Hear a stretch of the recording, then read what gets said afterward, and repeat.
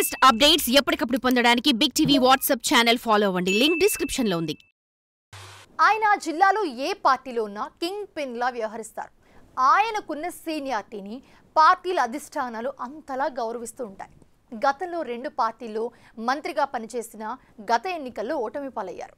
ఇప్పుడు 3వ పార్టీలో చేరిన ఆ మాజీ మంత్రికి ఎమ్మెల్సీ పదవి కట్టబెడతారన్న ప్రచారం జరుగుతోంది. ఆ మేరకు సదరు సీనియర్ చక్రం తిప్పి అధ్యక్షుడితో ఓకే చేయించుకున్నారంట.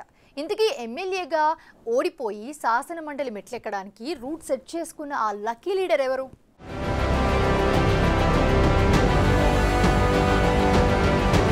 ప్రకాశం జిల్లాలో బాలినేని శ్రీనివాసరెడ్డి సీనియర్ మోస్ట్ నాయకుడు. సుదీర్ఘ రాజకీయ నేపథ్యం ఉంది. తండ్రి వారసత్వంతో రాజకీయాల్లోకి వచ్చారు. కాంగ్రెస్ పార్టీలో విద్యార్థి నేతగా పనిచేశారు. 1999లో తొలిసారిగా ఎమ్మెల్యేగా అసెంబ్లీలో అడుగుపెట్టారు. 2004, 2009 ఎన్నికల్లో సైతం కాంగ్రెస్ పార్టీ తరపున పోటీ చేసి విజయం సాధించారు. రాజశేఖర్ రెడ్డి ప్రభుత్వంలో మంత్రిగా కూడా పనిచేశారు. వైఎస్ అకాల మరణంతో జగన్ వెంట నడిచి వైసీపీలో చేరారు. జగన్ కోసం మంత్రి పదవి, ఎమ్మెల్యే పదవి కూడా త్యాగం చేశారు. 2012లో జరిగిన ఉప ఎన్నికల్లో వైసీపీ అభ్యర్థిగా పోటీ చేసిన బాలినేని తొలిసారి ఓడిపోయారు. అప్పటినుంచి జిల్లా వైసీపీలో క్రియాశీలకంగా ఎదిగారు. ఆ క్రమంలో 2014 ఎన్నికల్లో సైతం అదృష్టం ఆయన్ని వెక్కిరించింది. 2019 ఎన్నికల్లో మాత్రం భారీ మెజారిటీతో గెలిచారు. జగన్ మంత్రివర్గంలో 2.5 ఏళ్ల పాటు మంత్రిగా కొనసాగారు. మంత్రివర్గ పునర్వ్యవస్థీకరణలో మంత్రి బాధ్యతల నుంచి తొలగించడంతో తీవ్ర అసంతృప్తికి గురయ్యారు. దానికి తోడు గత ఎన్నికల్లో టికెట్ల కేటాయింపులో తన మాట చెల్లుబాటు కాకపోవడంతో ఆ అసంతృప్తి మరింత పెరిగిందంటారు. ఒంగోలులో మళ్లీ ఓడిపోవడంతో తన రాజకీయ భవితవ్యంపై పునరాలోచనలు పడ్డాడు. తీవ్ర తర్జన భర్జన తర్వాత జనసేన గూటికి చేరారు. జనసేనలో బాలినేని చేరికను జిల్లా జనసేన అధ్యక్షుడు షేక్ రియాజ్ వర్గం తీవ్రంగా వ్యతిరేకించింది. స్థానిక టీడీపీ ఎమ్మెల్యే దామచర్ల జనార్దన్ సైతం అభ్యంతరాలు వ్యక్తం చేశారు. దాంతో ఒక దశలో జనసేనలో బాలినేని చేరికపై ఒకంత గందరగోళం నెలకొంది. అయితే చివరికి ఆయన డిప్యూటీ సీఎం పవన్ కళ్యాణ్ సమక్షంలో జనసేనలో చేరిక లాంఛనం పూర్తి చేశారు. పార్టీలో చేరిన సమయంలో బాలినేనికి సముచిత స్థానం కల్పిస్తామని పవన్ కళ్యాణ్ హామీ ఇచ్చారంట. అందులో భాగంగా బాలినేనికి ఎమ్మెల్సీ పదవి ఇవ్వడానికి దాదాపు నిర్ణయం తీసుకున్నట్లు టాక్ వినిపిస్తోంది. త్వరలో కూటమి తరపున ఎమ్మెల్సీ పదవులు భర్తీ చేయనున్నారు. అభ్యర్థులను ప్రకటించనున్నారు.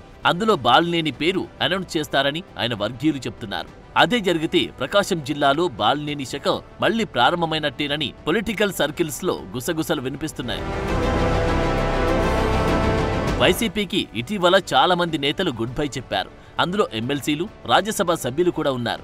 ప్రస్తుతం మండలిలో ఎమ్మెల్యే కోటాలో 3, గవర్నర్ కోటాలో 1 ఎమ్మెల్సీ స్థానం ఖాళీగా ఉన్నాయి. కూటమి ప్రభుత్వం ఏర్పడ్డాక ఎమ్మెల్యే కోటాలో 2 ఎమ్మెల్సీ స్థానాలు భర్తీ చేస్తే 1 జనసేనకు దక్కింది. అంటే ఆ లెక్కన మున్ముందు భర్తీ చేయబోయే వాటిలో ఖచ్చితంగా 1 స్థానమైనా జనసేనకు దక్కుతుంది. జనసేనలో ఎమ్మెల్సీ పదవులకు సంబంధించి ఆశావాహులు చాలా మంది ఉన్నారు. కానీ వివిధ సమీకరణాల్లో భాగంగా మాజీ మంత్రి బాలినేని శ్రీనివాసరెడ్డి సేవలను వినియోగించుకోవాలని పవన్ భావిస్తున్నారట.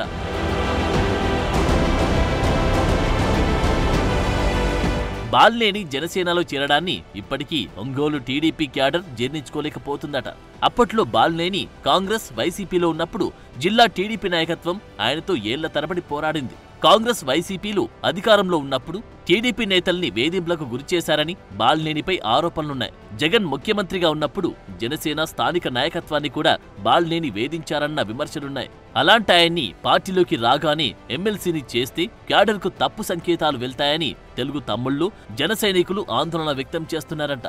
చూడాలి బాలినేని ఎమ్మెల్సీ అయితే జిల్లాలో కూటమి పార్టీ లెక్కలు ఎలా మారతాయో.